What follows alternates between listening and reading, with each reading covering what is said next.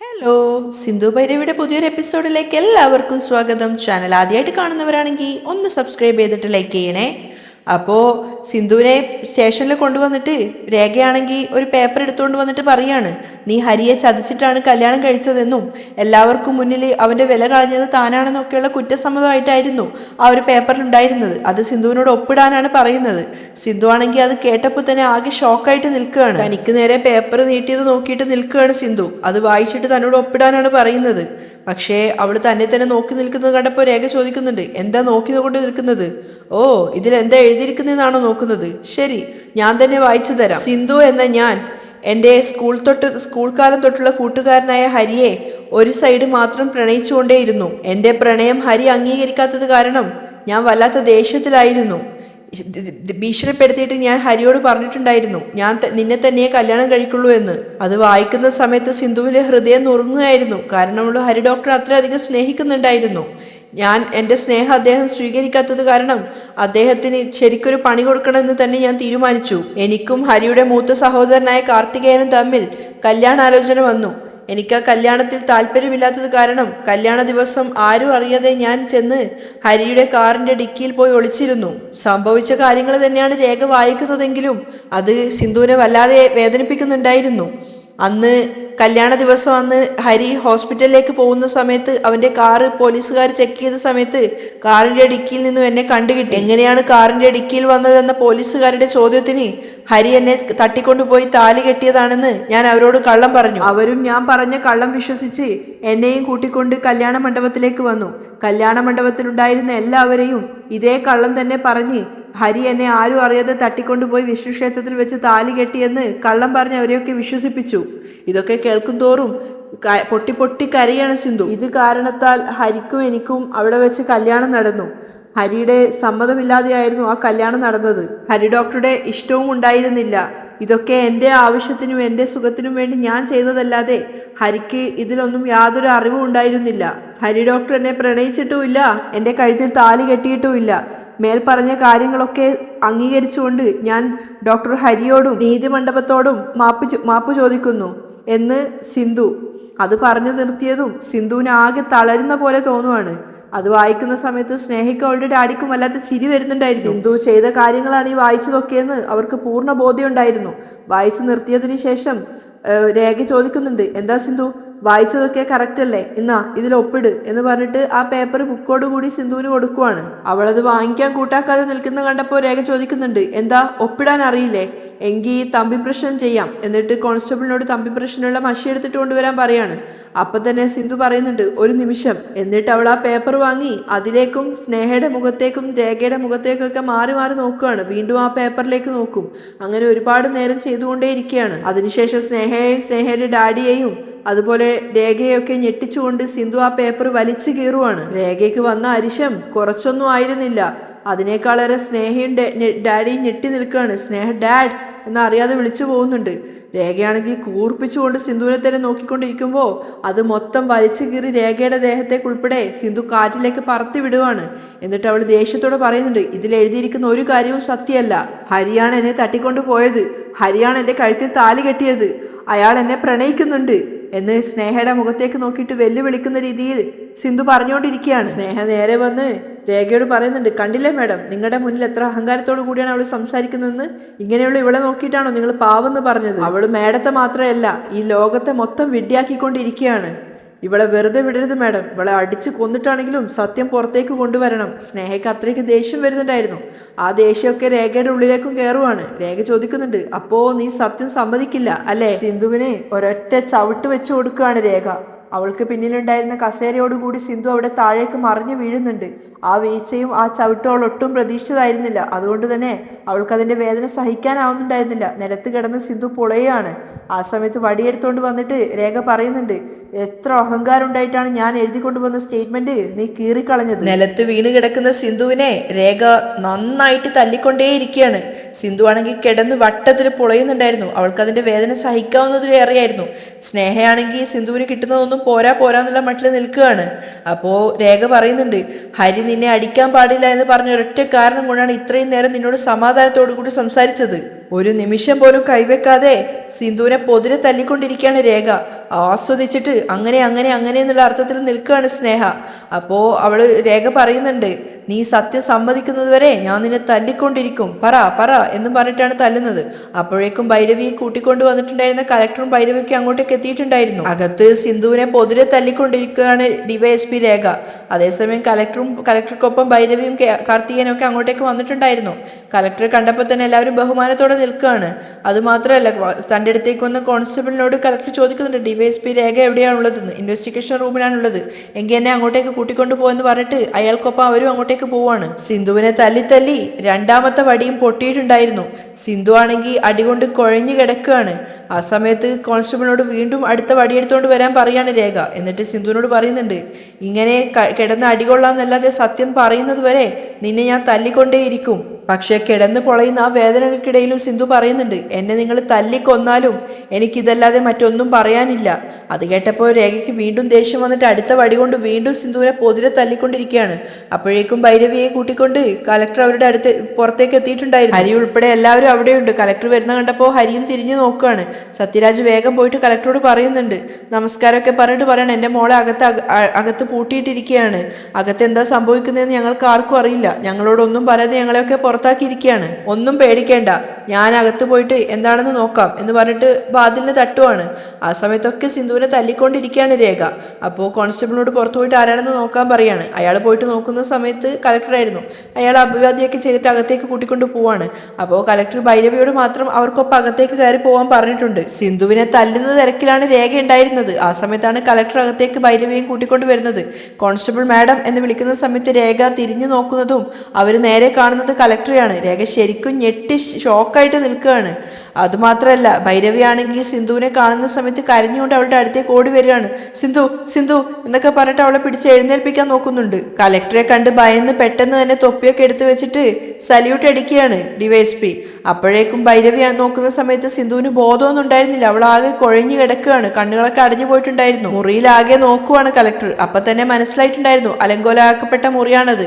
കസേരയൊക്കെ വാരി വലിച്ചിട്ടിരിക്കുകയാണ്. അതിൽ തന്നെ മനസ്സിലാക്കാം എത്രത്തോളം രേഖ ആ സമയം കൊണ്ട് സിന്ധുവിനെ ഉപദ്രവിച്ചിട്ടുണ്ടാവുന്നു. വാട്ട് നോൺസെൻസ് രേഖ, എന്തൊക്കെയാണ് നിങ്ങൾ ഈ ചെയ്തുകൊണ്ടിരിക്കുന്നത്? കലക്ടർ ദേഷ്യത്തോടെയാണ് ചോദിക്കുന്നത്. അത് പിന്നെ ചെറിയൊരു ഇൻവെസ്റ്റിഗേഷൻ ആണ് മാഡം. രേഖ ചെറിയൊരു ഭയത്തോടെയാണ് സംസാരിക്കുന്നത്. ഭൈരവി ആണെങ്കിൽ സിന്ധുവിനെ മടിയിലെടുത്ത് വെച്ച് പൊട്ടി കരയാണ്. അപ്പോൾ കലക്ടർ രേഖയോട് ചൂടായിക്കൊണ്ടിരിക്കുന്നുണ്ട്. ചോദ്യം ചെയ്യുന്നതിനിടയിൽ അടിക്കാനുള്ള പെർമിഷൻ നിങ്ങൾക്ക് ആരാണ് തന്നത്? ചോദ്യം ചെയ്യലെന്ന് വെച്ചാൽ ഇതുപോലെ കാട്ടാളത്തല്ല. ആദ്യം സിന്ധുവിനെ പിടിച്ചവിടെ ഇരുത്ത്. അപ്പോൾ കോൺസ്റ്റബിളിനോട് സിന്ധുവിനെ പിടിച്ച് അവിടെ ഇരുത്താൻ പറയാണ്. ഭൈരവിയും കോൺസ്റ്റബിളും ചേർന്നിട്ട് സിന്ധുവിനെ അവിടെ കസേരയിൽ ഇരുത്തുന്നുണ്ട്. അതിനുശേഷം കലക്ടർ ഹരിയോട് വരാൻ വേണ്ടി പറയുന്നുണ്ട്. അപ്പോൾ ഹരിയെയും വിളിച്ചുകൊണ്ട് വന്നിരിക്കുകയാണ്. കോൺസ്റ്റബിൾ ഹരിയോട് അകത്തേക്ക് കയറി വരാൻ നേരത്ത് അകത്ത് നിന്ന് കലക്ടർ സ്നേഹയും അവളുടെ ഡാഡിയെയും കണ്ടിട്ട് രേഖയോട് ചോദിക്കുന്നുണ്ട്, ഇവരൊക്കെ ആരാണെന്ന്. അപ്പോൾ രേഖ പറയാണ്, ഇവരാണ് പരാതിക്കാര്. ഓ മാഡം, ഞാൻ ഡോക്ടർ സ്നേഹ. ഞാനും ഡോക്ടർ ഹരിയും 2 വർഷമായിട്ട് പ്രണയിച്ചുകൊണ്ടിരിക്കുകയാണ്. സംഭവിച്ച കാര്യങ്ങളൊക്കെ സ്നേഹ കലക്ടർക്ക് പറഞ്ഞു കൊടുക്കുകയാണ്. ഈ സിന്ധു ഹരിയുടെ ചൈൽഡ്ഹുഡ് ഫ്രണ്ടാണ്. ഇവള് ഒരു വൺ സൈഡ് മാത്രമായിട്ട് ഹരിയെ എത്രയോ വർഷങ്ങളായിട്ട് പ്രണയിച്ചുകൊണ്ടിരിക്കുകയാണ്. പക്ഷേ ഹരി ഇവളുടെ പ്രണയം സ്വീകരിച്ചിട്ടുണ്ടായിരുന്നില്ല. ആ ദേഷ്യത്തിൽ സിന്ധു ഹരി അവളെ തട്ടിക്കൊണ്ടുപോയി കല്യാണം കഴിച്ചു എന്ന് പറഞ്ഞ് എല്ലാവരെയും വിശ്വസിപ്പിച്ചിട്ട് അവളുടെ കഴുത്തിൽ ഹരിയെ കൊണ്ട് താലി കെട്ടിപ്പിച്ചു. അതൊക്കെ കലക്ടർക്ക് പുതിയൊരു അറിവായിരുന്നു. അവരിങ്ങനെ മാറി മാറി സിന്ധുവിനെയും സ്നേഹയും നോക്കുവാണ്. സിന്ധു ആകെ ടയേർഡായിട്ട് ഭൈരവിയുടെ മേൽ തലവെച്ച് കിടക്കുകയാണ്. ഇവൾ ചെയ്ത ഒരൊറ്റ കള്ളം കാരണം എൻ്റെയും ഹരിയുടെയും ജീവിതം തന്നെ സ്പോയിലായിപ്പോയി. സ്നേഹ സങ്കടത്തോടെ പറയാണ്. അതൊക്കെ കേട്ടിട്ട് കലക്ടർ സിന്ധുവിനോട് ചോദിക്കുന്നുണ്ട്, സിന്ധു ഇവർ പറയുന്നത് സത്യമാണോ? ഇല്ല മാഡം, സിന്ധു തളർച്ചയിലും പറയുന്നുണ്ട്. കരഞ്ഞുകൊണ്ട് സിന്ധു പറയാണ്, ഇവർ പറയുന്നത് കള്ളാണ്. എന്നെ തട്ടിക്കൊണ്ടുപോയിട്ട് വിഷ്ണു ക്ഷേത്രത്തിൽ വെച്ച് താലി കെട്ടിയതാണ്. അപ്പം തന്നെ രേഖ പറയുന്നുണ്ട്, നോ മാം, ഇവള് പറയുന്നത് വിഷ്ണു ക്ഷേത്രത്തെ പറ്റിയാണ്. അവിടെ അങ്ങനെ ഒരു സംഭവമേ നടന്നിട്ടില്ല. കലക്ടർക്ക് പോലും ആകെ സംശയം തോന്നുവാണ് എന്തൊക്കെയായി സംഭവിക്കുന്നതെന്ന് കരുതിയിട്ട്. അപ്പോൾ രേഖ പറയുന്നുണ്ട്, ഞാൻ ഈ ഒരു കാര്യത്തെക്കുറിച്ച് ഇൻവെസ്റ്റിഗേഷൻ നടത്തിയിട്ടാണ് ഇതിനുവേണ്ടി ഇറങ്ങി തിരിച്ചത്. അവിടെ ക്ഷേത്രത്തിലുള്ള പൂജാരിയെയും അതുപോലെ കടകൾക്ക് മുന്നിൽ സ്ഥിരമായിട്ട് വരുന്ന കച്ചവടക്കാരെയും ഞാൻ കണ്ടിരുന്നു. ഇവള് പറയുന്ന ദിവസം ഡോക്ടർ ഹരിയോ ഇവളോ ആ ക്ഷേത്രത്തിൽ പോലും പോയിട്ടില്ല. പക്ഷേ സിന്ധു പറയുന്നത് ഹരി അവിടെ വെച്ച് ഇവളെ താലി കെട്ടിയെന്നാണ്. ആ ക്ഷേത്രത്തിൽ വന്ന ആരും തന്നെ ഇവരെ അന്ന് കണ്ടിട്ടേയില്ല, കൺഫേം ആയിട്ട് പറയുവാണ്. അതൊന്നും അല്ലാതെ ഡോക്ടർ ഒരു ഹൈലി എഡ്യൂക്കേറ്റഡ് വ്യക്തിയാണ്. വലിയൊരു കുടുംബത്തിലാണ് അദ്ദേഹം ജനിച്ചത്. അങ്ങനെയുള്ള അദ്ദേഹം എങ്ങനെയാണ് ഇത്രയും ചീപ്പായ ഒരു കാര്യം ചെയ്യുക? അതുകൊണ്ടാണ് ഇവിടെ കുറച്ച് ഹാർഡായിട്ട് ക്വസ്റ്റ്യൻ ചെയ്യേണ്ടി വന്നത്. അപ്പോഴേക്കും ഹരി അങ്ങോട്ടേക്ക് എത്തിയിട്ടുണ്ടായിരുന്നു. എല്ലാം കേട്ടതിന് ശേഷം കലക്ടർ രേഖയോട് പറയാണ് ആ ക്ഷേത്രത്തിലെ പൂജാരിയെയും അവിടെ കച്ചവടം നടത്തുന്നവരെയും വിളിച്ചുകൊണ്ട് വരാൻ വേണ്ടിയിട്ട്. അപ്പോൾ കോൺസ്റ്റബിളിനെ വിട്ടിട്ട് രേഖ അവരെയൊക്കെ വിളിപ്പിക്കുകയാണ്. അങ്ങനെ വീണ്ടും പൂജാരിയെയും കച്ചവടക്കാരെയൊക്കെ വിളിച്ചകത്തേക്ക് കൂട്ടിക്കൊണ്ട് വന്നിട്ടുണ്ടായിരുന്നു. കലക്ടർ പൂജാരിയോട് ചോദിക്കുന്ന സമയത്ത് പൂജാരി പറയുന്നുണ്ട് ഇവരവിടെ അങ്ങോട്ടേക്ക് വന്നിട്ടില്ലെന്ന്. ഇവർ വന്നിട്ടില്ല എന്നാണോ ഇവർ വന്നത് നിങ്ങൾ കണ്ടിട്ടില്ല എന്നാണോ? അതല്ല മാഡം, ഇവർ വന്നിട്ടില്ല, പൂജാരി ഉറപ്പിച്ചു പറയുകയാണ്. അപ്പോൾ കലക്ടർ സിന്ധുവിനോട് ചോദിക്കുകയാണ് സിന്ധു നിന്നെ ഹരി തട്ടിക്കൊണ്ടു പോയത് എത്ര മണിക്കാണ്? രാവിലെ 6 മണിയായി കാണും. സിന്ധു ആണെങ്കിൽ അടികൊണ്ടിട്ട് പതറിയാണ് സംസാരിക്കുന്നത്. അവൾക്ക് സംസാരിക്കാനൊന്നും വയ്യ. ആ സമയത്ത് ഗുരുക്കളോ കച്ചവടക്കാരോ ആരും തന്നെ അവിടെ ഉണ്ടായിരുന്നില്ല. സിന്ധു പറയാണ്. അതൊക്കെ കേട്ടിട്ട് ഇങ്ങനെ ഹരി ഞെട്ടിയിട്ടാണ് നിൽക്കുന്നത്. കാരണം സത്യം സംസാരിക്കുന്നത് പോലെയാണ് സിന്ധു പറയുന്നത്. അതുകൊണ്ട് തന്നെ കലക്ടർ അടുത്തതായിട്ട് ചോദിക്കുന്നത് പൂജാരിയോടും ആ കടക്കാരിലെ സ്ത്രീയോടും എത്ര മണിക്കാണ് അവിടത്തേക്ക് വന്നത് എന്നാണ്. പൂജാരി 8 മണിക്കാണെങ്കിൽ ആ കച്ചവടം നടത്തുന്ന സ്ത്രീ ഒരു 8:15 വന്നിട്ടുള്ളത്. അത് കേട്ടപ്പോൾ തന്നെ അതിലുള്ള വൈരുദ്ധ്യവും അതുപോലെ സിന്ധുവിന്റെ ഭാഗത്താണ് ന്യായം എന്നും കലക്ടർക്ക് തോന്നുന്നുണ്ട്. അത് കേട്ട സമയത്ത് കലക്ടർ ദേഷ്യത്തോടെ രേഖയോട് പറയാണ് രാവിലെ 6 മണിക്കാണ് സിന്ധുവിന്റെ കഴുത്തിൽ ഹരി താലി കെട്ടിയത്. ഇവര് രണ്ടുപേരും ക്ഷേത്രത്തിലേക്ക് വരുന്നത് തന്നെ 8 മണി കഴിഞ്ഞതിന് ശേഷമാണ്. അങ്ങനെയുള്ളപ്പോൾ ഇവരെങ്ങനെയാണ് സിന്ധുവിനെയും ഹരിയെയും ക്ഷേത്രത്തിൽ വെച്ച് കാണുക? ആ ഒരു ചോദ്യം ചെയ്യൽ രേഖയുടെ ചിന്തയിൽ പോലും പോയിട്ടുണ്ടായിരുന്നില്ല. അപ്പോൾ കലക്ടർ ചോദിക്കുന്നുണ്ട് ഇപ്പൊ എന്ത് പറയുന്നു രേഖ? ചോദ്യം ചെയ്യലെന്ന് വെച്ചാ ഒരിക്കലും ഒരാൾക്ക് മാത്രം ഫേവറബിൾ ആയിരിക്കാൻ പാടില്ല. നിങ്ങളുടെ ചോദ്യം ചെയ്യൽ ശരിയല്ലെങ്കിൽ എന്ന് പറഞ്ഞപ്പോഴേക്കും പൂജാരി ഇടയ്ക്ക് കയറുകയാണ്. മാഡം, ഇടയ്ക്ക് കയറി സംസാരിക്കുന്നതിന് ക്ഷമിക്കണം. ഞങ്ങൾ രണ്ടുപേരും 8 മണിക്ക് ശേഷമാണ് വന്നതെങ്കിലും ക്ഷേത്രത്തിൽ രാവിലെ 6 മണിക്കെന്നല്ല 24 മണിക്കൂറും അവിടെ തന്നെ സ്ഥിരമായിട്ട് 2 സ്വാമിമാരുണ്ട്. അത് കേട്ട സമയത്ത് ആദ്യം തന്നെ ഞെട്ടിയത് സിന്ധു ആയിരുന്നു. അതുപോലെ ഹരിയും സ്നേഹയ്ക്കൊക്കെ ശരിക്കും പറഞ്ഞാൽ അടുത്തൊരു പിടിവള്ളിയായിരുന്നു ആ ഒരു കാര്യം കേട്ടപ്പോൾ. എത്ര നാളായി അവരവിടെ താമസിക്കുന്നു? ഏകദേശം ഒരു 10 വർഷത്തിന് മുകളിലായി മാഡം. ഞങ്ങൾ പറഞ്ഞത് കള്ളമാണെന്ന് ഇവർ പറഞ്ഞാലും എന്തായാലും അവരെ വിളിച്ച് നിങ്ങൾ ചോദ്യം ചെയ്യുകയാണെങ്കിൽ ഈ പെണ്ണ് പറയുന്നത് കള്ളമാണെന്ന് മാഡത്തിന് തന്നെ മനസ്സിലാവും. ആ 2 സ്വാമിമാരും ഇപ്പോഴും ക്ഷേത്രത്തിലുണ്ടോ? ആ ഉണ്ട് മാഡം. അത് കേട്ടപ്പോ മാഡം അവരെ രണ്ടുപേരെയും അങ്ങോട്ടേക്ക് കൂട്ടിക്കൊണ്ടുവരാൻ പറയാണ്. സിന്ധു ശരിക്കും ഭയന്ന് വിറച്ചാണ് ഇരിക്കുന്നത്. അതേസമയം പുറത്തു നിൽക്കുന്ന സത്യരാജൊക്കെ പറയുന്നുണ്ട് അകത്ത് എന്താ നടക്കുന്നതെന്ന് അറിയില്ലല്ലോ, വല്ലാതെ പേടിയാവുന്നു, ഒരുപാട് സമയമായില്ലേ. നിങ്ങൾ ഒന്നുകൊണ്ട് പേടിക്കണ്ട ഏട്ടാ, ഇപ്പോൾ കലക്ടറൊക്കെ വന്നിട്ടില്ലേ, സത്യസന്ധമായിട്ട് മാത്രമേ ചോദ്യം ചെയ്യൽ നടക്കുള്ളൂ. സിന്ധു പാവമുണ്ട്, അവള് ഒരു തെറ്റും ചെയ്യില്ല. ആ സ്നേഹയാണ് ഇങ്ങനെയൊക്കെ ചെയ്തിട്ടുണ്ടാവുക, അവളുടെ ഭാഗത്താണ് തെറ്റുണ്ടാവുക, ദമയന്തി പറയുന്നുണ്ട്. അത് കേൾക്കുന്ന സമയത്ത് മഹാലക്ഷ്മിക്ക് ദേഷ്യം അങ്ങോട്ട് ഇരച്ചു കയറുകയാണ്. ഇത്രയൊക്കെ DYSP പറഞ്ഞിട്ട് പോലും ഇവള് ഹരിയെ വിശ്വസിക്കുന്നില്ലല്ലോടാ. ഈ ദമയന്തിക്ക് എന്താ ഹരിയോട് ഇത്രയധികം ദേഷ്യം? ഇവൾ വളർത്തി ഇവളുടെ സ്വന്തം മകനായിട്ടെന്നല്ല എല്ലാവരോടും പറയുന്നത്. പക്ഷേ ഇവളുടെ സ്വന്തം മകനാണെങ്കിൽ ഇവളിങ്ങനെ അവിശ്വസിക്കുമായിരുന്നോ? ഇവളൊക്കെ എന്ത് ജന്മാണോ? അപ്പോൾ ഗിരീഷ് പറഞ്ഞിട്ടുണ്ട് മതി ചേച്ചി വിട്ടേക്ക്, എന്തായാലും കുറച്ചു നേരം കൊണ്ട് സിന്ധു സത്യങ്ങളൊക്കെ സമ്മതിക്കും. അതിനുശേഷം പിന്നെ ഇവരുടെ ഈ ഒരു അവസ്ഥയൊന്നും നമ്മൾ കാണേണ്ടി വരില്ല. അതേസമയം അകത്ത് കളക്ടറാണെങ്കിൽ സ്വാമിമാരെ രണ്ടുപേരെയും കൂട്ടിക്കൊണ്ടുവരാൻ പറയുന്നുണ്ട്. അതിനുശേഷം സിന്ധുവിനെ വീട്ടുകാരെയും ഒക്കെ അകത്തേക്ക് കയറ്റാൻ വേണ്ടി പറയാണ്. അപ്പോൾ കോൺസ്റ്റബിൾ ആണെങ്കിൽ അതിനു വേണ്ടി പോകുന്നുണ്ട്. ആ സമയത്ത് സിന്ധു വല്ലാതെ പേടിച്ചിട്ടുണ്ടായിരുന്നു. ഇത്തവണ അവൾക്ക് ശരിക്കും നല്ല പേടി തോന്നുന്നുണ്ട്. അവളാണെങ്കിൽ സ്വയം ഇങ്ങനെ ദൈവത്തോടെന്ന പോലെ പറയാണ്. അവൾ ഉള്ളുരുക്കി കരഞ്ഞുകൊണ്ട് പറയുന്നുണ്ട്, ദൈവമേ ഹരിയെ എന്നിൽ നിന്നും പിരിച്ചിടല്ലേ. ഹരിയെ എന്നിൽ നിന്നും പിരിച്ചു കഴിഞ്ഞാൽ പിന്നെ ഞാൻ ജീവനോടെ ഉണ്ടാവില്ല. ഞാൻ ജീവനോടെ ഉണ്ടാവണോ വേണ്ടയോ എന്നുള്ളത് ഇനി നിന്റെ കയ്യിൽ മാത്രമാണ്. അപ്പോഴേക്കും സ്വാമിമാരെയും കൂട്ടിക്കൊണ്ട് കോൺസ്റ്റബിൾ വന്നിട്ടുണ്ടായിരുന്നു. പിന്നാലെ സിന്ധുവിന്റെയും ഹരിയുടെയും വീട്ടുകാരും അകത്തേക്ക് കയറി വന്നിട്ടുണ്ട്. സ്വാമിമാരെ കണ്ട സമയത്ത് കളക്ടർ അഭിവാദ്യമൊക്കെ പറഞ്ഞതിന് ശേഷം എത്ര കാലമായിട്ട് ഇവിടെ താമസിക്കുന്നുണ്ടെന്നൊക്കെ ചോദിക്കുകയാണ്. അവർ 10 വർഷത്തിനും മേലെയായിട്ട് അവിടെ ഉണ്ടെന്ന് പറയുന്നുണ്ട്. എല്ലാത്തിനും ഒരു സ്വാമി മാത്രമാണ് മറുപടി പറയുന്നത്. മറ്റേയാൾ കേട്ടോണ്ട് നിൽക്കുകയാണ്. അതിനുശേഷം 6 മണിക്ക് സിന്ധുവിനെ ഹരി അങ്ങോട്ടേക്ക് കൂട്ടിക്കൊണ്ട് വന്നെന്നും തട്ടിക്കൊണ്ട് വന്നെന്നും അവളുടെ കഴുത്തിൽ താലി കിട്ടിയത് നിങ്ങൾ നേരിട്ട് കണ്ടിട്ടുണ്ടായിരുന്നോ എന്നൊക്കെ ചോദിക്കുകയാണ്. സിന്ധു ആണെങ്കിൽ ഭയന്നുകൊണ്ട് നിൽക്കുന്നുണ്ട്. എല്ലാവരും അവരുടെ മറുപടിക്ക് വേണ്ടിയാണ് കാത്തു നിൽക്കുന്നത്. അവരാണെങ്കിൽ അവിടെ കൂടി നിൽക്കുന്ന എല്ലാവരെയും മാറി മാറി നോക്കുവാണ്. അതുപോലെ തന്നെ സിന്ധുവിനെയും ഹരിയെയും. ഒരുപാട് സമയം അവരെ തന്നെ നോക്കി നിൽക്കുന്നത് കണ്ടപ്പോൾ കളക്ടർ പറയുന്നുണ്ട്, ഇത്രയും സമയം എന്താ നിങ്ങൾ ആലോചിക്കുന്നത്? പറയൂ, എന്താ സംഭവം? എല്ലാവരും നിങ്ങളുടെ മറുപടിക്ക് വേണ്ടിയാണ് കാത്തു നിൽക്കുന്നത്. അന്ന് രാവിലെ 6:30 മണിക്ക് ഹരിയുവിന്റെ കഴുത്തിൽ താലി കെട്ടിയത് നിങ്ങൾ കണ്ടിട്ടുണ്ടായിരുന്നോ?